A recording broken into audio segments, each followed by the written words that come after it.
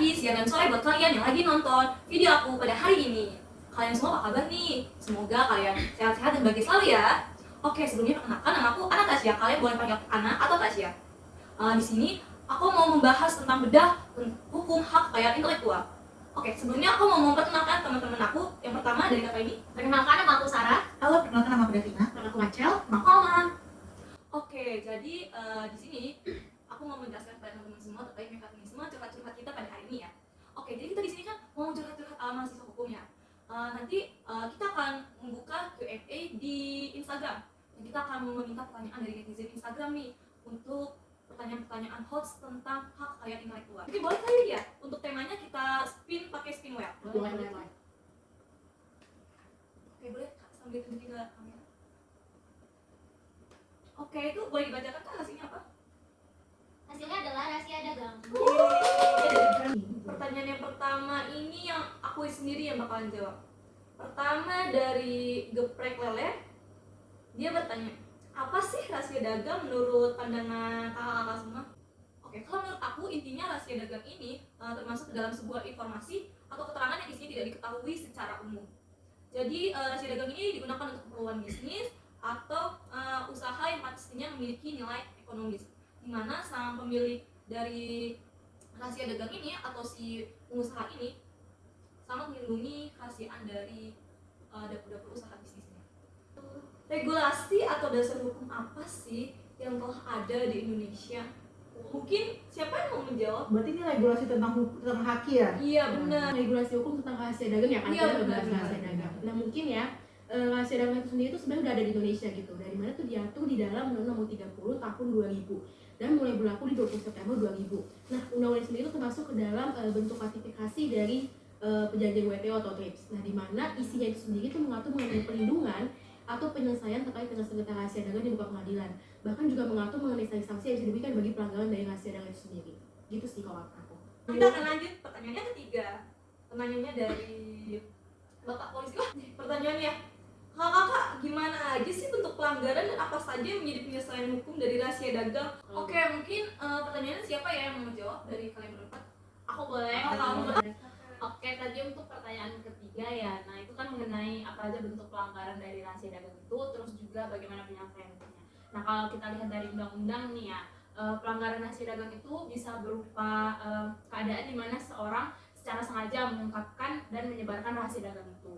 Terus juga melanggar kesepakatan maupun kewajiban baik secara tertulis atau tidak tertulis dalam menjaga rahasia dagang tersebut. Terus juga untuk memberikan perlindungan kepada pemilik rahasia dagang yang mengalami kerugian dari pelanggaran rahasia dagang tersebut itu bisa mengajukan gugatan ke pengadilan negeri atas perbuatan yang dengan sengaja maupun tanpa hak dengan gugatan berupa ganti rugi, penghentian dan penggunaan akan rahasia dagang tersebut. Terus juga sanksi pidana juga bisa diberlakukan terhadap pelanggaran akan rahasia dagang tersebut. Namun selain sengketa rahasia dagang itu dapat diselesaikan lewat jalur hukum, penanganan akan sengketa tersebut juga dapat dilakukan dengan langkah penyelesaian di luar pengadilan. Penyelesaian sengketa yang dilakukan secara di luar pengadilan itu bisa berupa arbitrase maupun alternatif penyelesaian lainnya seperti negosiasi, konsiliasi, mediasi, dan prosedur yang memang telah disetujui oleh pihak-pihak yang bersengketa begitu mungkin. Oke, next kita akan lanjut ke pertanyaan selanjutnya. Tapi aku lupa nih, sekarang pertanyaan berapa ya? Empat nggak sih? Empat nih. Oke, pertanyaan dari Kiki Sehat. Oke, pertanyaannya ini. Min, apa sih hubungannya rahasia dagang dengan hak kekayaan intelektual? Oke, siapa yang mau menjawab dari kalian berempat? Aku menjawab. Oke, Kak Sarah. Boleh. Oke, kalau rahasia dagang sama hak kekayaan intelektual itu sama-sama melibatkan perlindungan dari si pemilik usaha itu yang mempunyai aset, di mana rahasia dagang ini kan mencakup informasi yang mana dirahasiakan untuk menjaga dagangan tersebut. Sedangkan HKI ini cakupannya juga sama, di mana ini hak-hak legal atas karya intelektual seperti paten, merek, dan termasuk rahasia dagang ini. Nah, jadi kalau ngomongin hubungannya, mungkin ini keduanya itu sama-sama berperan dalam menjaga perlindungan si konsumen yang mana mempunyai usaha itu. Mungkin selanjutnya aku akan minta 3 dari kalian ini untuk mencari kasus, lalu nanti akan menjelaskan kasusnya itu seperti apa, dan setelah itu akan menjelaskan bagaimana sih cara penyelesaian dari kasus tersebut. Mungkin siapa siapa yang mau memberikan contoh terlebih dahulu? Ini aku udah ketemu dua nih. Oh, Berarti aku duluan ya. Oke. Jadi ini aku udah ketemu salah satu kasus yang aku temuin di Direktur Jurusan, ya, Mahkamah Agung. Jadi pokoknya kalian bisa cari sendiri gitu ya. Ini salah satu aja contohnya. Jadi ada PT atau perseroan terbatas gitu. Jadi pastinya PT ini tuh punya rahasia dagang kan untuk bikin laris gitu perusahaan dia kan. Nah jadi di PT ini pastinya punya karyawan gitu. Nah jadi karyawannya ini itu bekerja dengan surat perjanjian kerja waktu tidak terbatas. Jadi ada nomornya gitu. Nah di salah satu suratnya ini tuh tertulis bahwa ketentuan-ketentuan yang termuat dalam surat perjanjian kerja tersebut, maka karyawan ini itu tidak diperkenankan untuk menggunakan atau menyebarkan apapun mengenai informasi rahasia yang ada di dalam rahasia dagang milik penggugat, baik pada saat masih bekerja maupun sudah tidak bekerja lagi dengan penggugat. Nah jadi di sini tuh di kasus posisi ini tergugat itu ada dua, tapi di sini aku mau jelasin yang tergugat satu dulu.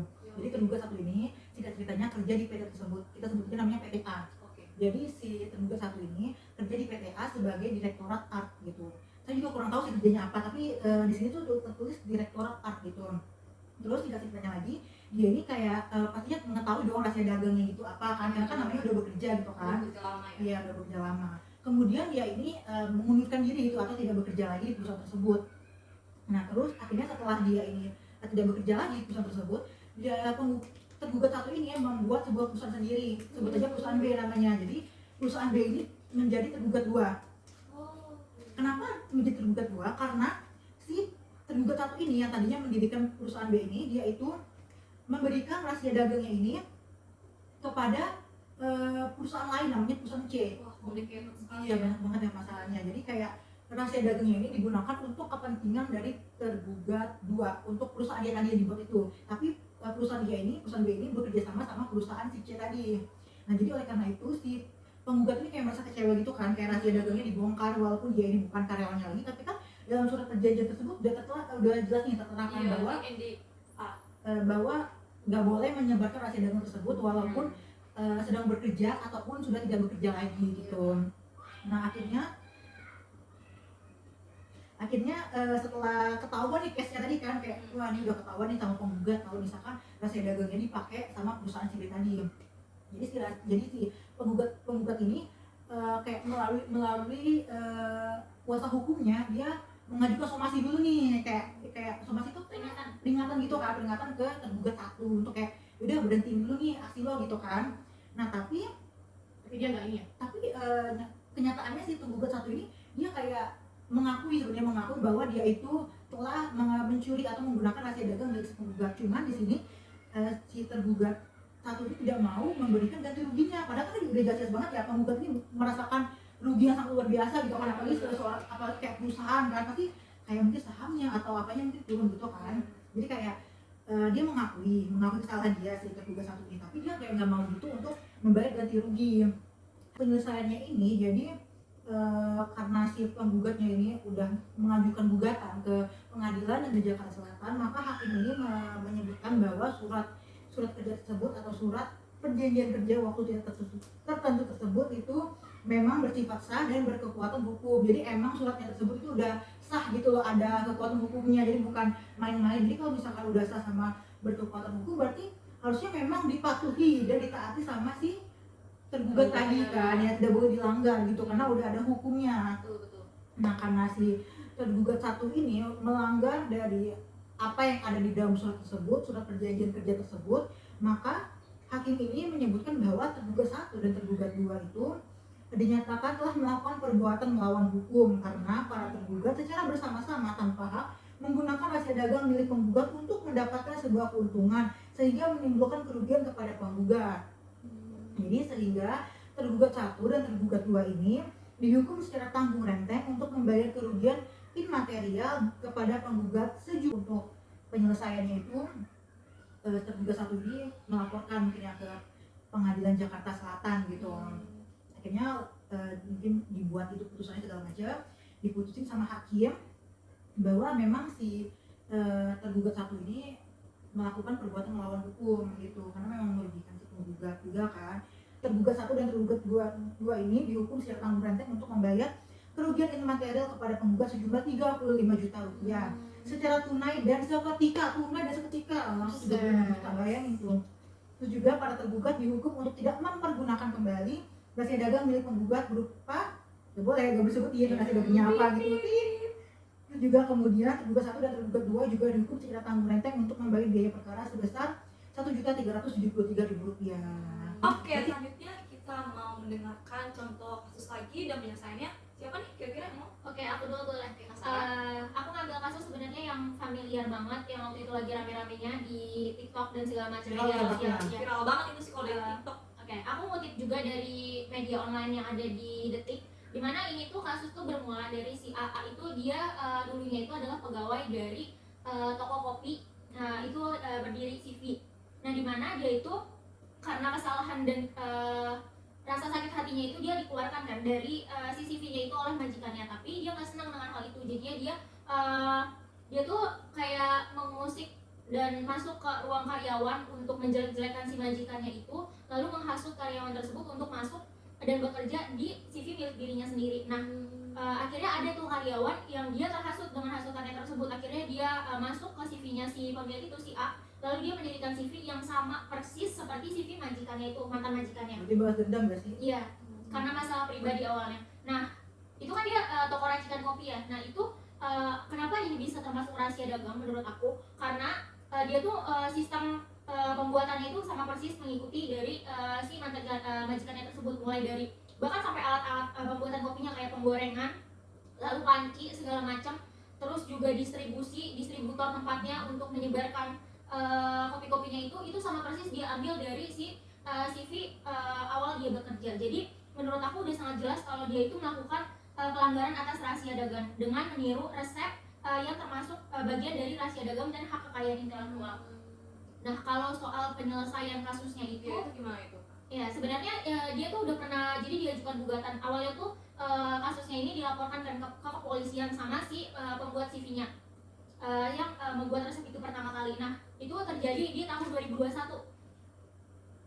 Nah laporan polisi itu kan lalu diusutlah sama si polisi itu, lalu kemudian masuklah ke ranah pengadilan. Setelah diteliti, maka jatuhlah putusan kalau dia itu dipenjara dengan 1 tahun penjara, di mana dia dianggap itu sengaja dengan secara ketahuan itu dia melanggar dari pasal 17 ayat 1 Undang-Undang Nomor 30 tahun 2000 kayak yang tadi udah dijelasin Rahel.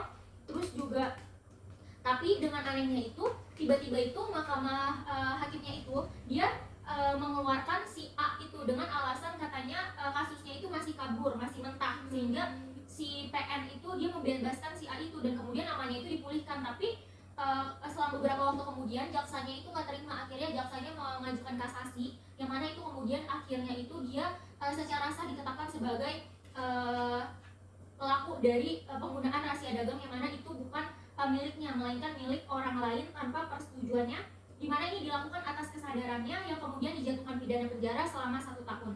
Jadi menurut aku itu udah jelas termasuk kepada pelanggaran rahasia dagang, di mana ini juga terlihat bahwa pada posisi kasus ini hanya diketahui pihak tertentu yang dalam hal ini adalah pemilik dari resep kopi tersebut. Nah pada dasarnya juga hak menggunakan resep tersebut kan hanya pantas dan layak untuk digunakan si pemilik atau lisensi dari resep tersebut, yang mana itu tidak boleh digunakan oleh orang lain apalagi dengan tujuan komersial seperti itu. Iya. Oke guys, itu kayak udah cukup benar-benar banyak banget gak sih? Tadi mulai dari adanya pengertian, terus menjelaskan banyak soal tentang rahasia dagang, sudah contoh kasus dan juga dijelasin cara penyelesaian dari kasus yang tadi. Oke, karena kita sudah ada di ujung acara, oke, aku mau memberikan kesimpulan dulu ya teman-teman ya. Oke, dari ketiga kasus yang telah dijelaskan sebelumnya oleh teman-teman sekalian, kebanyakan kasus rahasia dagang ini bermula dari permasalahan di antara karyawan dan perusahaan, di mana dalam hal ini terjadinya kebocoran rahasia dagang yang dilakukan dengan adanya penyebaran data, baik yang disengaja maupun yang sudah direncanakan tanpa adanya izin, sehingga hal ini melanggar kesepakatan bersama. Dimana kan kalau orang kerja pasti ada perjanjian kontrak, sudah menandatangani NDA. Nah, jadi sehingga hal ini dapat dikatakan juga bahwa perkara rahasia dagang ini termasuk dalam ranah pelanggaran hukum atau perbuatan yang melawan hukum (PMH), dan juga hal ini sudah kasus yang disebutin ini tidak lagi melindungi kerahasiaan informasi yang ada pada rahasia dagang suatu perusahaan. Dan dari penyelesaian ketiga kasus yang tadi sudah disebutkan oleh teman-teman, mengacu pada putusan dari pengadilan negeri terhadap pelanggaran dan perbuatan melawan hukum dengan melakukan penyebaran maupun pengungkapan rahasia dagang tanpa adanya izin dan melanggar kesepakatan kerahasiaan dagang suatu perusahaan yang dimana sudah tertera di dalam NDA antara pihak perusahaan dengan pihak karyawan. Jadi penyelesaian sengketa rahasia dagang ini sudah sesuai dengan undang-undang rahasia dagang sendiri, yaitu dilakukan lewat pengajuan ganti rugi serta pidana penjara sampai dengan murah. Oke, mungkin adakah yang mau nambahin dari teman-teman? Oh ya, mungkin aku sih izin nambahin ya terkait dengan solusi atau saran yang bisa kita berikan aja dari masalah sebenarnya ini. Jadi menurut kami sendiri mungkin ya hendaknya tuh kelompok rahasia dagang ini tuh adalah sesuatu yang memang harus dijaga gitu. Jadi setidaknya perusahaan tuh bisa membuat perjanjian kerja atau perjanjian dagang itu secara jelas dan terperinci sehingga bisa membuat terungkap. Di mana teman itu juga mengatur mengenai pengaturan tentang rahasia dagang dan juga sanksi yang Dan mungkin ini cukup kali ya ngobrol-ngobrol santai itu dan curhat-curhat kita ala mahasiswa hukum. Mulai dari awal Q&A lah, mulai dari awal Q&A, terus kita juga tadi bahas-bahas kasus. Mungkin sekian ya dari Terus juga di sini kita mau terima kasih juga ya sama yang udah bertanya tadi di di akun Instagramnya ini. Terima kasih banget. Jadi kan setelah kita mendapatkan pertanyaan itu juga memberikan informasi, semoga juga dari informasi yang telah kita berikan ini itu bermanfaat untuk semua orang. Oke, sekian dari video kami pada hari ini.